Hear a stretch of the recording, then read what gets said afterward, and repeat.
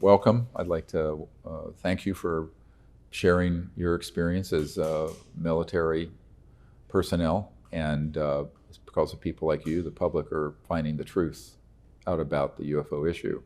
So if you could just introduce yourself and your background in the Coast Guard.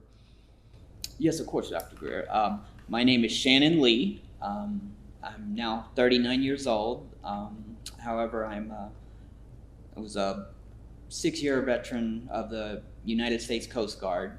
I first enlisted back around, it was August of 2001. So it was about week 4 of basic training when 9/11 happened. And Okay. so that's kind of where it all began. Okay.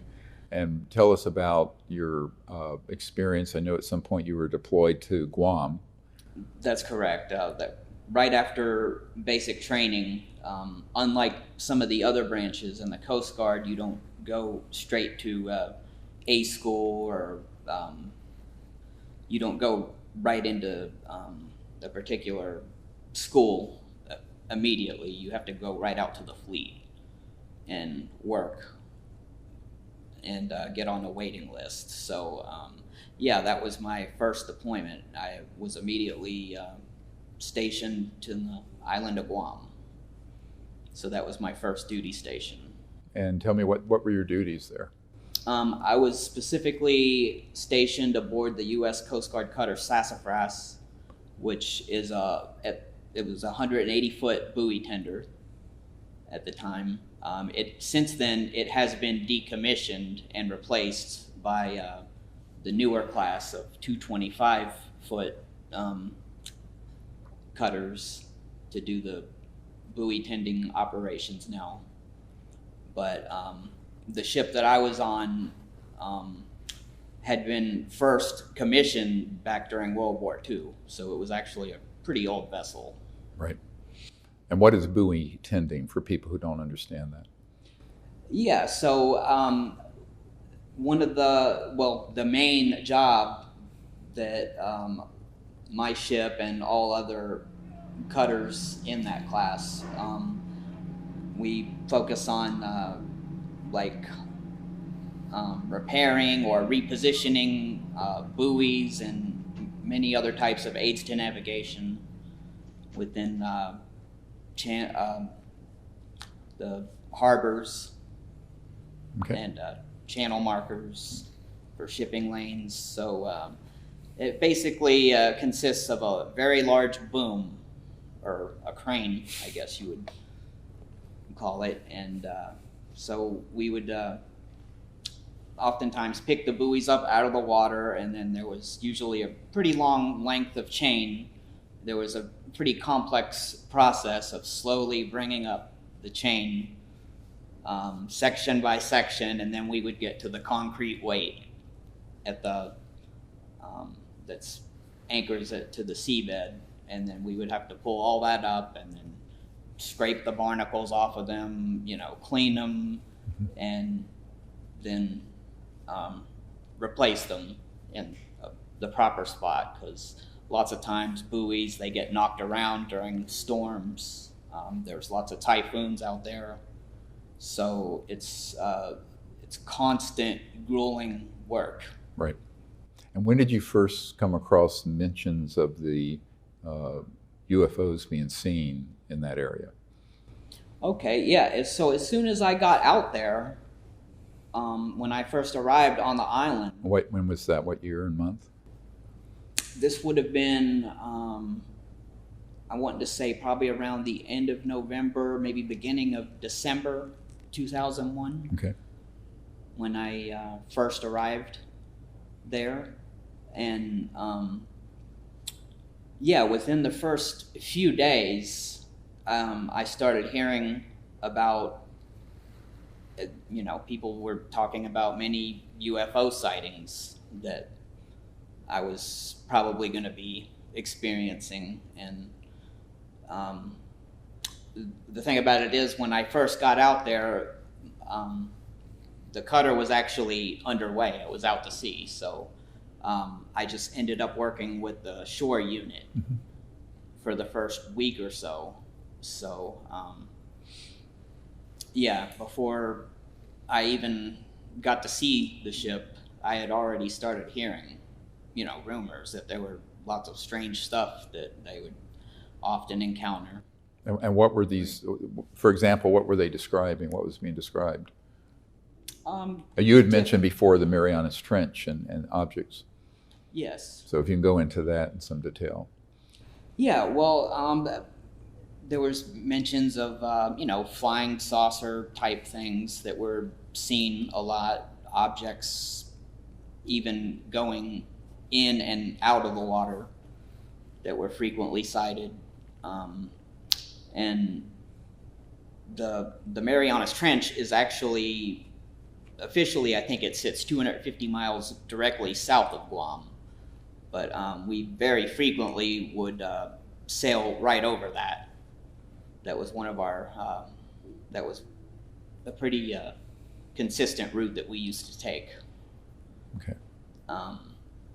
And sure enough, as I came to find out in the next few months, that was very much true. I guess that would be the first time I ever personally experienced or witnessed with my own eyes what I would say was a UFO hotspot. And what did you see? What kind of events? There were lots of mysterious craft in the sky, oftentimes in broad daylight. The most common types of craft I remember sighting were specifically just basic saucer-shaped objects. And one characteristic I remember, which was, I don't know, it was kind of exciting, is that they seemed to, in a couple of instances, I'd seen them kind of morph shape. It seemed like they would morph from like a disc shape into like a ball, and then it's hard to describe, but it was like a shape-shifting craft that I witnessed on multiple occasions. Okay, interesting. And then, are there any of those events that stand out in particular before the major event that you were involved with? I think probably, I'm going to say it's within a week or two before that event that we're about to get to. I had probably the clearest sighting of all. And it was pretty cool because I saw lights on the bottom of a craft, and I wanted to say, first, it was in broad daylight, so I got a pretty good look at it, and there were quite a few of us that were pointing at it, and we were just in awe. And it was a saucer-shaped craft, and underneath it there were 3 distinct lights, I remember, that just kept I don't know if you'd say they were rotating or flickering. There was some weird flicking motion going on with these lights, but then at one point they stopped, and I was looking, and there was nothing there, though, like that would indicate like a line or anything. It just appeared to be a solid metallic craft. I thought that was interesting how it was lighting up like that. And was this when you were on the ship or on shore? This was it was actually on the small boat. Okay. One of the ribs, the RHIs, we call them, rigid hull inflatables. I was out on a patrol just outside the harbor, and we were on a small boat. Okay. When I witnessed that. And then there was Do you know if those were tracked on radar or responded to in any way by the military? That I'm not sure, because the ship I was on at the time, we actually didn't have radar. We had sonar, for depth finding and whatnot. But as far as radar, I couldn't tell you or not if they were tracked or if they showed up there. But I do know for a fact, despite what I've heard from other people's stories, we did actually log it every time we would see one of these UFOs or flying saucers, whatever, what have you. We would definitely, mark it down and log it as a contact. So, do you know what happened to those logs? No clue. Okay. These were all handwritten logs. Okay. As far as I know, they were never digitized or computerized. Okay. So now let's get into this major event that happened. Tell me how that day started, how the whole event began to unfold, just from the beginning. Okay. So yeah, the day in question here, it started out as we knew ahead of time that we had sailing orders. We were to leave at 0800. I still remember this, and it had been a while because we were constantly in a state of disrepair. So, just because of how old the equipment was and everything, we were, it had been, I want to say, probably a month and a half, maybe 2 months since we had last set sail, had the ability to. So we were well overdue to go out and do our standard drills and training, because we have a certain quota that we have to meet every month for like fire drills, man overboard drills, general quarters, man your battle stations, that kind of thing. So yeah, we started out, and that's what our day consisted of, was lots of drills. And when was this? Do you remember about what time of year or month? Yeah, so the exact day and month I'm a little murky on, but I can definitively say it was sometime around between October and December of 2002. Okay. And what happened subsequently? So I know that we were just wrapping up our last drill for the day, and we were getting ready to head back to the harbor and more up at the pier. And all I know is then we ended up getting a call from I found this out later from the CEO. Our commanding officer had gotten a call from a Marine helicopter. And I'm not exactly sure what was relayed in that call, but it was to the point where they sounded the general quarters alarm, which is, like man your battle stations, and they said that they piped it over the intercom like, this is not a drill, like, GQ, general quarters, man your battle stations. So there was a lot of chaos and panic ensuing, because we weren't really used to that kind of thing as a buoy tender out there. So we ended up, I can remember there was, at the time, there was only one vessel that was in sight of us. Like, I just remember there was open ocean around us, and there was one vessel that was in the distance. and we started heading towards it. So as we got closer to it, then I noticed there was a helicopter that was kind of flying in the area. I guess you could say kind of shadowing it, but you know, I wasn't really sure what was going on. And so the closer we got, then I realized there was a fishing vessel. Turns out it was a Taiwanese fishing vessel, and they had a very large metallic object that was, I don't know if it was tangled or stuck in their net, and they were kind of dragging it along with them, and they weren't stopping,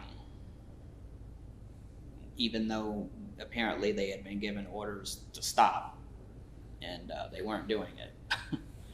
Like they weren't like trying to get away because they were moving really slow, but we couldn't get them to stop. So yeah, that kind of took a while to finally get them to figure out what's going on, and then we sent out our small boat, and a couple officers that were on the boarding team went, and I remember seeing one or two of them on board. Like, it looked like they were arguing, but I think there was a little bit of a language barrier, so I'm not sure how we were communicating with them exactly. So your officers boarded the fishing vessel? Yes. Okay. And then they got them to stop? Yes. Okay. And then what happened? Okay. At some point in all of, well, okay, by the time we had gotten like really close, probably within 100 feet of the vessel, we were told to stand down from the GQ, the general quarters. So, and in addition to that, everyone was ordered inside. Everyone was ordered to go inside the ship. No one was to come out until further instructions. So, I'm trying to remember the exact sequence of events, like when that happened, but that happened right before the two officers had boarded their vessel. Okay. And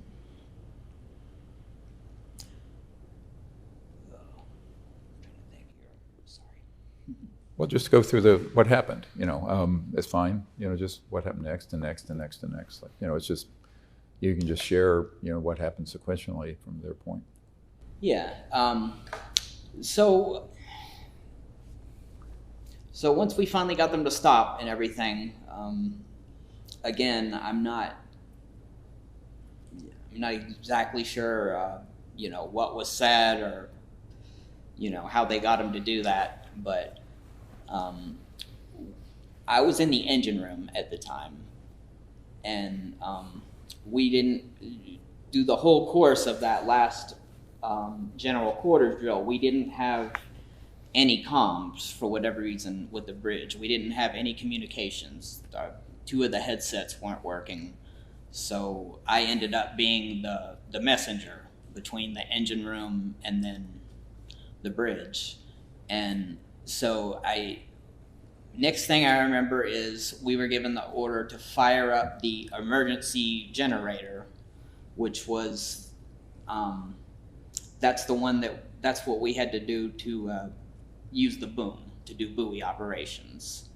It was a backup generator, but it was also for the boom. So, and then we were told that the object that was in their net, that we were gonna, we had orders to retrieve it, to lift it out of the water. So that's basically what we started doing. There was a team. There was 6 officers, and there was 2 enlisted. I was one of the 2 enlisted guys that were part of this team that were allowed to go outside and help to lift this thing out of the water. And the first thing we had to do was they basically just cut away their net that was around it, you know. I'm sure they probably weren't too happy about that, but at the same time, it was a tangled mess. And so, yeah, we just ended up cutting their net away. And so one of the first things I really noticed is whatever this object was, it was very big for one thing, and it was floating too. It had some buoyant properties to it, which was pretty surprising, just given the size, the shape of it. Can you describe the size and shape? Yeah, of course. So it was I want to say it was probably between maybe 25 to 30 feet. It was perfectly round. It was a disc shape, or, you know, saucer, whatever you call it. It had a very dull silverish color, I guess, if that makes any sense. Like, it wasn't polished, and it was just weird. It didn't seem to give off any reflective properties or anything. And what time of the day was this now? This was probably, I want to say, late afternoon. Okay. You know, I'm going to say around like maybe 4 p.m.-ish, I'd say, when we started getting it on board, like retrieving it out of the water. And you were above board and the others were below deck because you had a clearance, a top secret? That's correct, yes. So can you discuss that? And some, you know, that's why you were allowed up. Yeah, I was later told that that's the reason why, because, you know, I definitely was confused and asked that question, like, why me? I'm just a junior enlisted. And the other enlisted guy, he was only, like, I was an E3 at the time, a fireman, and he was an E4. He was a quartermaster 3rd class. So, yeah, that's apparently why we were chosen. And, of course, the officers, I think all of the officers had to have the clearance just to be an officer, I guess. And so what ensued then after you saw this in the net? They cut it loose. What happened? So, yeah, we ended up, so we grabbed a variety of materials. I think one of the main things that we used to help create like a harness to lift it, because obviously all we had was a hook, and there's nothing to hook onto a smooth disc. So we had a lot of the mesh ladders that we would throw over the side of the ship. Sometimes, like if someone was to go out for a dive or swimming and then to climb back up on board. We had quite a bit of that material. It's very tough, very strong. And we ended up, I wasn't actually one of the ones that was out on the water doing that. I was on the deck at the time, but there was 3 officers that were worked on maneuvering this material underneath the craft in the water. And then sure enough, we got it to where it looked like it would hold, and then we ended up hooking the harness we had made to the boom. And so I remember when we lifted it, this object was heavy. Now, I could tell you, we were used to lifting some pretty heavy buoys. From what I remember, there were two sizes that we used to lift mainly. There was the 14,000 pounds, and then there was the 18,000 pound ones. Mm-hmm. And this went, I could tell by how far to the left we were listing at the time that this was way heavier than that. Mm. Heavier than the 18,000 pound one. Yeah, that's my main reference I could use Mm-hmm. for the weight that I knew that was capable of. Okay. So yeah, I'm wanting to say it was we were listed to the side on about a 45-degree angle, I'd say, if I had to guess. So it was pretty heavy. And we ended up, surprisingly, I had my doubts, we swung it up over the main buoy deck, and we got it. We retrieved it. And how close did you get to it? I touched it. I was right there.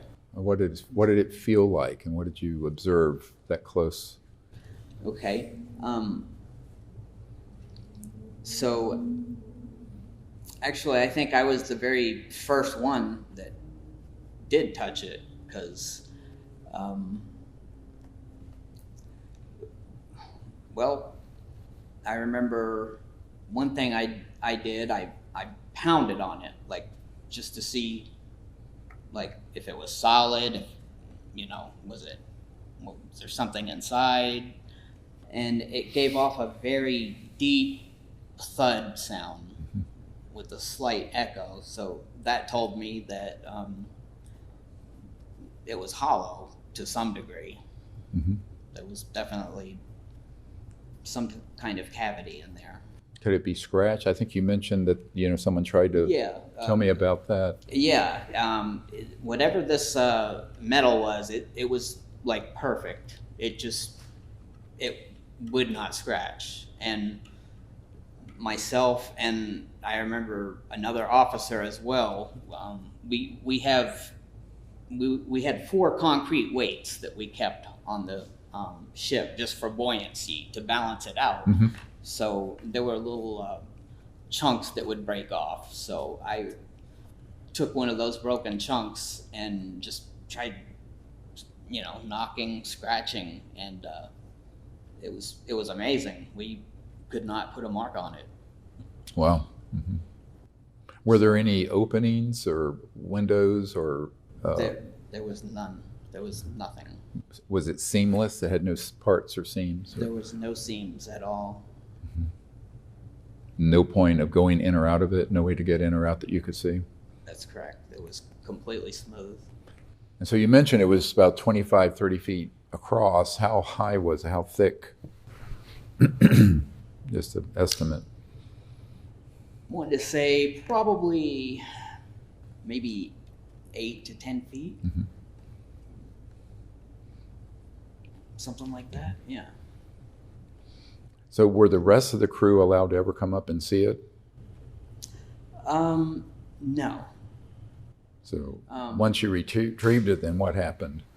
Well, once we had got it on board, we had to then cover it.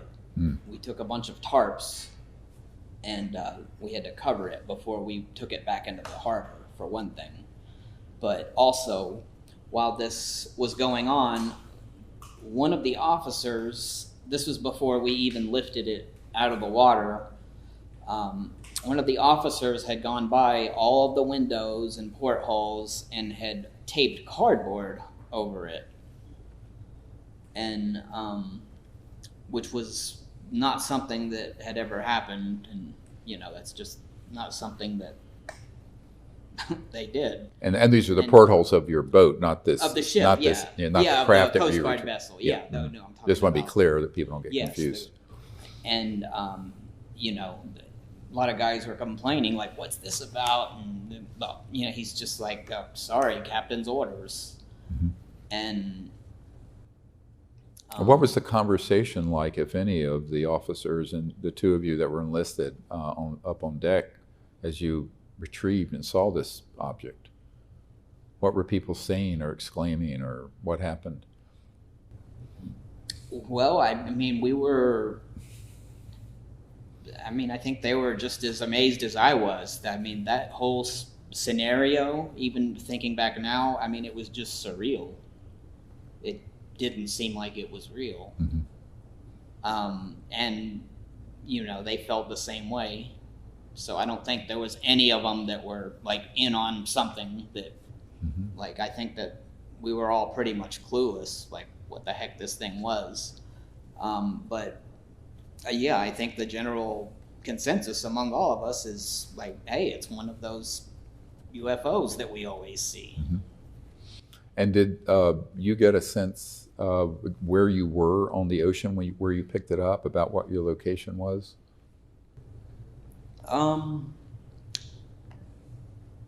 I could tell you it was probably maybe no more than 20 miles off the mouth of the harbor. Southwest of Guam? Which direction? It was south. Towards the Marianas Trenches. Yes. South. Yes. Yeah, coincidentally. Yeah. Mm-hmm. Well, this is Thought of important that. information. Yes.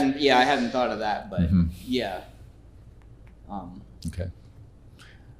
So then what happened? You have it on the ship, and what ensued following that? Okay, so we brought it back. We made it back into the harbor, and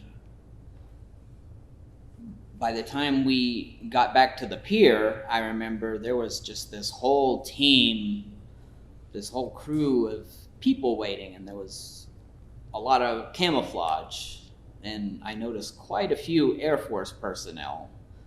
And I mean, that's not really surprising because there's a huge Air Force base Mhm. in Guam. That's all it is, really. It's a huge Navy base and an Air Force base on the north end of the island. Mhm. But there was, a lot of guys wearing camos, which sticks out because we wore our like kind of a navy blue uniform. Mhm. And I mean, yeah, we tied up, and they just like kicked us all out. Basically, there wasn't much hanging around or chatter. They just wanted us gone. Mhm. And which was interesting because usually there was kind of a little ritual we would have to do first, with a lot of cleaning involved, and you know, because we would have to tie things down, make preparations when we'd go underway, and then we would have to come back and we would have to untie everything. Right. There was just a whole lot of usual procedures that were just skipped. And they were basically just like, all right, you know, see you, come back tomorrow. Mhm. And but the 8 of us were told we had to go to a special debriefing that next morning. And you're now referring to 8 of you that retrieved the disc. The 8, yes, sir, specifically. Mm-hmm. And what was that like, and where did that take place? Yeah, that took place at Marsec, which is that's the Coast Guard, what do you call it, the shore station Mm-hmm. within the harbor. So that took place. Actually, it was in the XO of Marsec. It was in his office. The executive officer. The executive officer, Mm-hmm. yes. And who else was there? So yeah, when we showed up that day, it was a 1 or 2 star Navy admiral was the like the main intimidating presence in the room. There were a few other officers present. Coast Guard, though, that was the only Navy guy that I remember. Do you remember his name? That I do not. Okay. I don't quote me on this. I think there's a good chance that might have been the commander of the Pacific Fleet at the time. There's, but it was an admiral. It was an admiral. Okay. And who else was there besides? How many people were there? The 8 of you, the admiral, and the XO, and who else? There was, besides the admiral, I'm wanting to say there was maybe 3 others. Okay. That were part of the debriefing. And do you know any of their names or recall them? The names, no, although one of them was the executive officer of MARSEC. Okay. And your commanding officer was there, presumably? Yes. Yes, sir. what was his name? He was Lieutenant Commander Corson. Okay. And do you know the names of any of the 8 of you that were there, the other enlisted man or any of the other officers? Yes. Okay. And what were they? They were, there was, hopefully I get their ranks right. There was Ensign Ryan. There was Ensign Peekanu. There was Lieutenant J.G. Jarnett. There was Quartermaster 3rd Class Belial. And there was, I think, Lieutenant Feeney. Okay. And that's all I can remember off the top of my head. Okay. I've made a list before, so if there's any I'm leaving out now, I probably refer to that list. Okay. I made a few years back. Okay. And did you actually see the craft being taken away, or no? You were No. okay. And did you hear what happened to it? No. And nobody was really talking about it after that, or at least we weren't supposed to. So during the debriefing, they now we weren't threatened with death or anything. I've heard some pretty extreme stories from other people that were, threatened with guns and bullets, and like that would have been terrifying. But no, I was made to sign a non-disclosure agreement. We all were, and just specifically instructed that this is above top secret, I think was how they worded it. And the explanation we were given was this was an experimental naval craft. And to which my commanding officer, Lieutenant Commander Corson, now he spoke up and objected to this to an admiral at the debriefing. So I was really proud of that, What did he say? He used the word bullshit Right. at one point. But no, he snapped right back at him and, said that we see these things all the time. And he gave some dates, some references of, on such and such date we had observed this and this, and it's like, we don't have anything that can do this. And how do you spell your commanding officer's last name? I want to say Corson. Okay. It could be En. But, okay. And what else did the admiral was conducting the briefing or speaking? Yes, he was the one that did the speaking, really. And what else did the admiral say? So yeah, the admiral very calmly just told him that he would be glad to speak with him afterwards, after Mhm. everyone else was dismissed. And apparently they did, because we were all dismissed, and the CO stayed behind. And what did you ever find out from your CO what the admiral told him privately? He didn't get any more answers. I know that. Mhm. I did speak with him,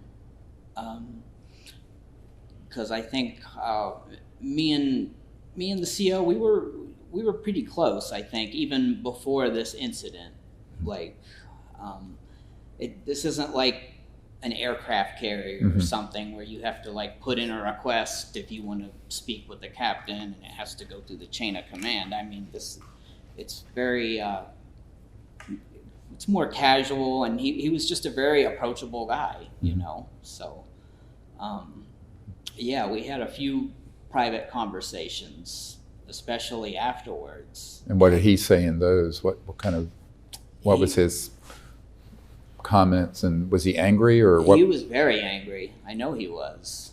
And not just at being lied to, but he just felt that we were all put in danger in general by pulling it out of the water, because you know, there's a lot of bad things that could happen if you overexert that heavy machinery. Right. And there was, yeah, he was just adamant about that. He just kept saying they put the whole crew at risk, and and I kind of agree with him on that. Yeah. So he felt that the ship could have capsized, or what was his concern? Probably capsize, or because of the way the cables were rigged that held the boom up, like if one of those were to snap with us on board, I mean, it could easily have just chopped right through us. Oh, okay. And that's all that was going through my head at the time too. Like, I did not want to be standing out there while they were trying to lift that, because we had no idea how heavy it was even. Right. Like we just blindly were ordered to pick it up. Right. And so we did. So during this briefing, were you mentioned intimidating? Was the stance sort of a threatening stance and intimidating? Oh, yeah. I can say this. Now, the morning of the debriefing, that was probably one of the scariest days of my life. Just, first of all, because there was so much secrecy involved with the windows, the portholes being covered. So, like, I knew this was big. And it may have been a irrational fear, I don't know, but I was convinced that, they were, gonna erase our memory, or, Men in Black style, or who knows. There was just so much going through my head at the time. And I was terrified. And so, yeah, I mean, it was a pretty intimidating experience too. There was a lot of brass in that room, and as I said, it wasn't, if you talk, we're gonna kill you, but they just said that you could be charged with treason under the UCMJ, and I think someone reminded, we all know that could carry up to the death penalty. That was mentioned. Right. So they made sure to throw that in there, like we didn't already know. But and what was the non-disclosure agreement? What did it consist of? Do you remember what it said and what you signed? I mean, the gist of it, as it were. Yeah, the gist of it, the preceding day's events basically never happened. Really? Yeah. And I mean, it very explicitly said is to never be mentioned again to absolutely no one. Okay. And it, wife, family members, no one. Okay. And then, I think I seem to remember him making some attempt to make us feel like it was our patriotic duty, like to honor and protect national security.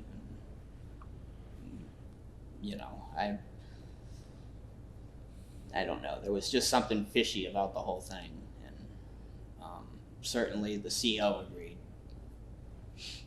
He expressed his opinion that he felt this was inappropriate. Absolutely. And he was very vocal about it right in front of the admiral, and in subsequent conversations afterwards. And he had also mentioned that, all of the ship's logs had been taken at the time, which no surprise, but. Okay. And is there anything else about the event or the aftermath and the debriefing that you recall that you think you want to share? Was it damaged, this craft? Did it have any evidence of injury, damage? No, there was nothing visual that I could see. I mean, and it didn't seem like it was possible to even scratch it, Right. Who knows if it was harder than diamond. But and was there any sound coming from it, or humming, or anything? No, nothing. Any heat or coolness that was unusual? No.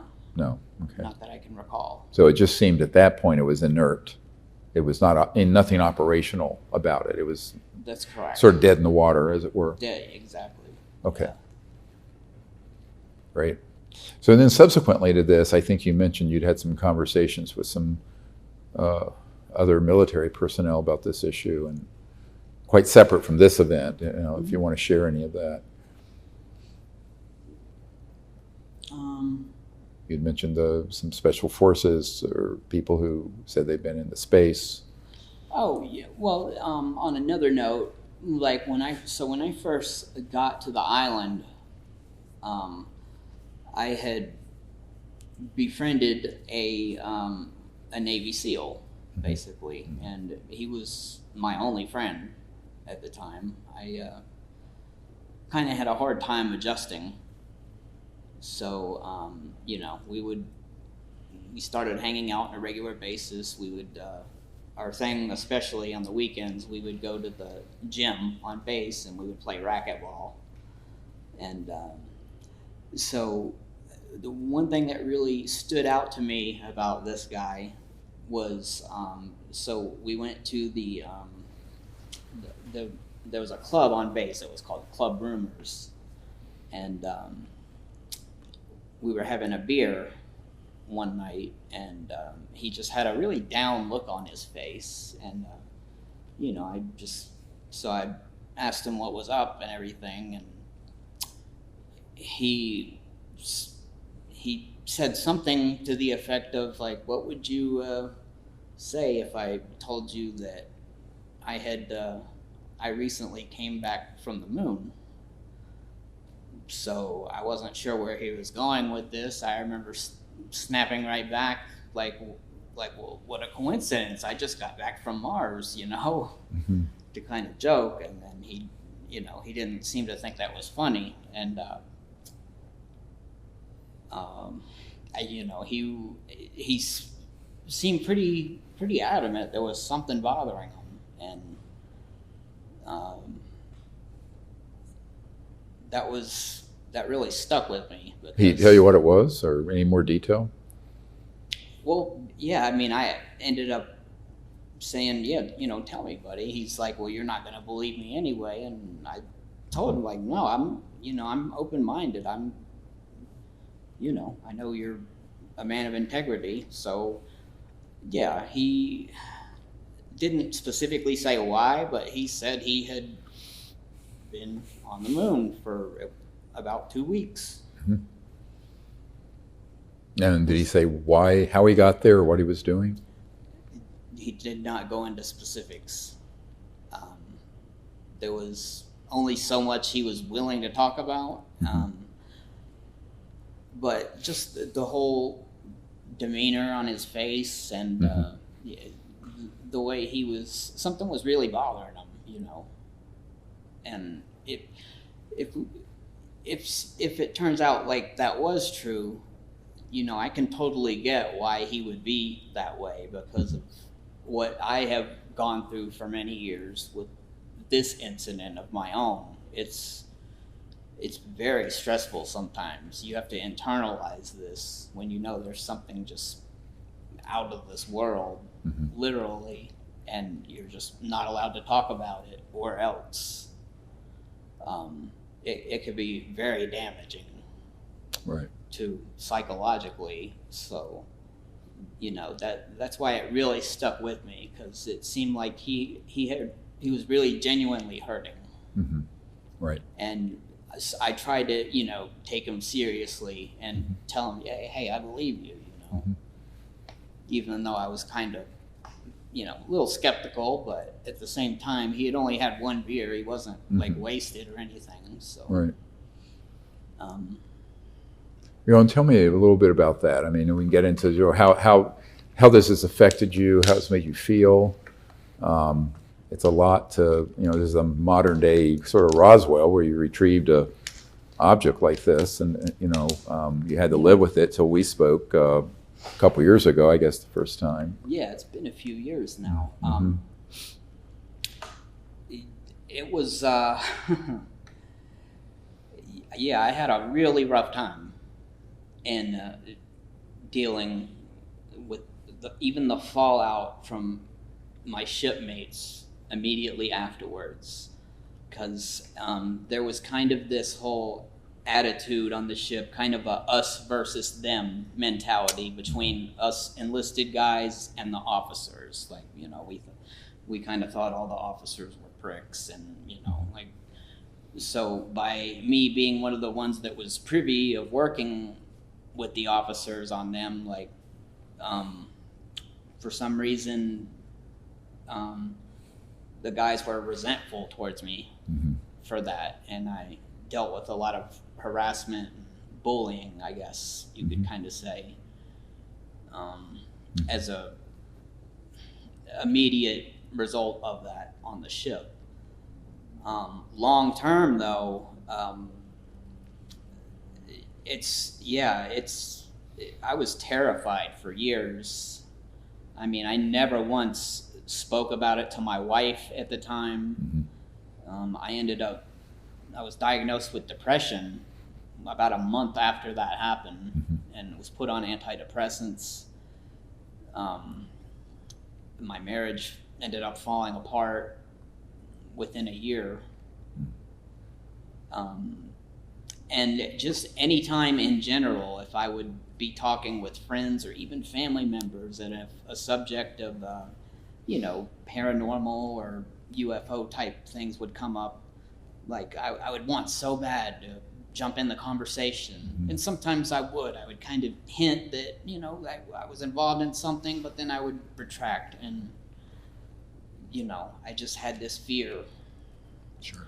And it was a very powerful, overwhelming anxiety that I dealt with for many years. Right.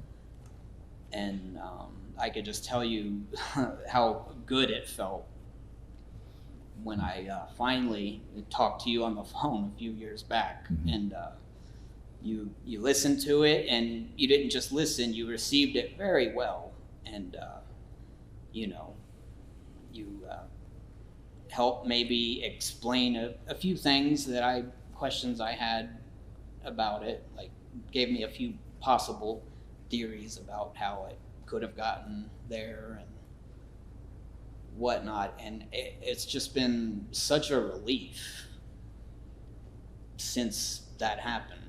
Good. And you know, I feel safe too. That was the big thing, was you know, I knew you have like a flawless track record with your witnesses of not being harassed, or Has anyone tried to contact you since we've spoken and been planning to disclose this information? No. Yeah, and No. they won't. Yeah. No, I'm confident of that now. Yeah, I know what the system is that we have, and we'll talk about this a little later. But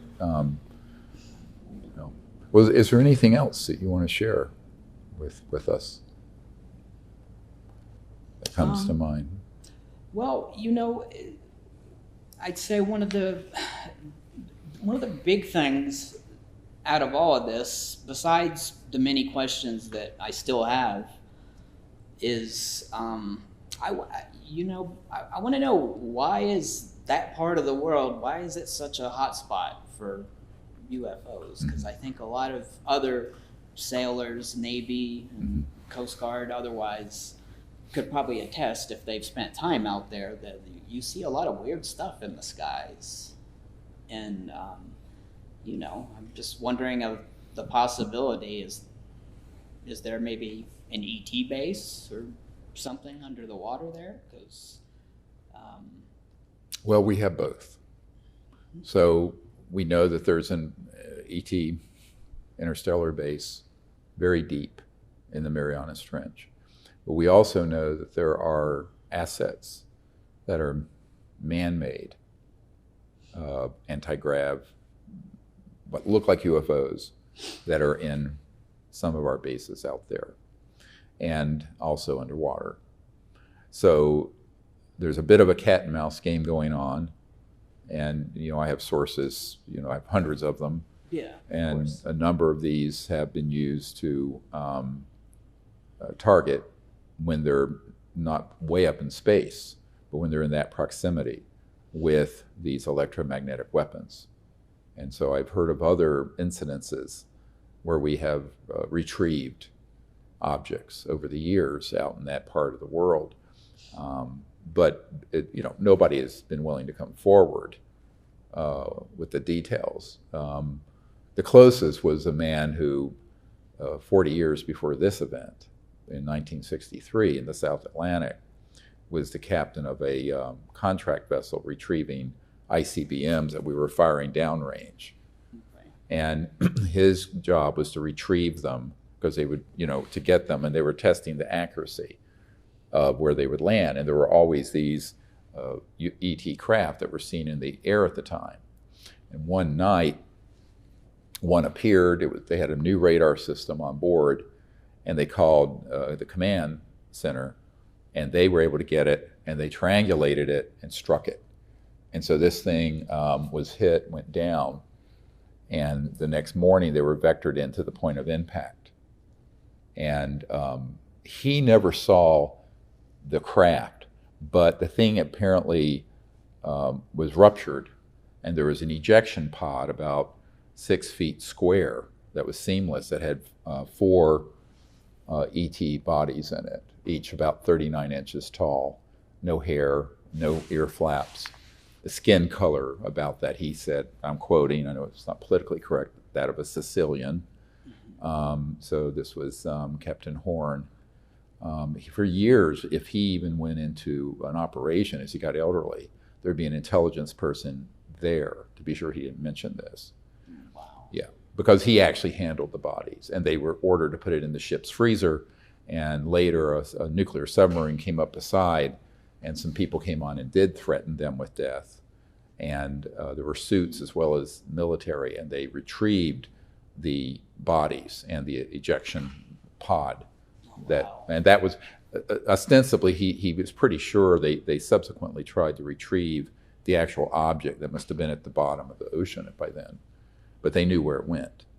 But he didn't have any detail about the craft. He just knew about these little men. And the thing that he was most mystified by, and this connects to your experience, was the suit, right? The suit. How do you get the suit off? I've told this story before, but he said, and this is why he called me, by the way, because he wanted a scientist to explain, since there were no zippers or buttons and it was seamless, how there's no way to get in or out of these. He says, these little men, how would they ever have gotten in and out of these? And I said, well, they don't put them on and off the way you do. It's a type of trans-dimensional physics where it literally forms around them and unforms off of them. And he said the material was very fine, but a little bit metallicized. And I say it's part of their communication system that interfaces with their bioelectric field and conscious field. And so the uniform is part of their technology. But this gets back to your case, where this object had no openings, no point of egress or regress, no way to go in or out, no portals, no seams.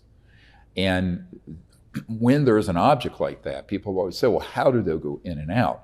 Because the cartoonish aspect of UFOs is that they're landing gears and a ladder comes down, and it's all very much a projection of how we would do things in 20th century, early 21st century manufacturing. But I said, no, an interstellar vehicle, it's formed in its totality, and the occupants go in and out through it, kind of teleported. They don't have to have an opening. And in fact, when that pyramid landed at Rendlesham Forest, the Royal Air Force Base in England, the people who were there closest to it that have gone on record with me said that the ETs were these kind of luminous, very white figures that floated from inside this black onyx-like pyramid through the opening and communicated with them telepathically. But that there was no opening. They would just kind of go through. Wow. Yeah. So we know how that works, but on our, we've had these experiences on our contact teams quite a bit. But yet that's why the details are important. Because if this craft had seams, rivets, things like that. I've learned that since that could be one of ours. Lockheed Skunk Works or one of the man-made ones. Correct. But based on what I've learned since then, whatever this was, it was not ours. I think I could conclusively vouch for that. There was none of that. None of our markings. No markings at all. Well, I want to thank you for your courage and the service you provide by giving this information on a really important retrieval case that's recent, 2002. And hopefully we'll be able to at some point have more people who were there or who subsequently handled this object down later who might come forward because of your courage. I really appreciate it. Thank you very much. Dr. Greer. Thank you.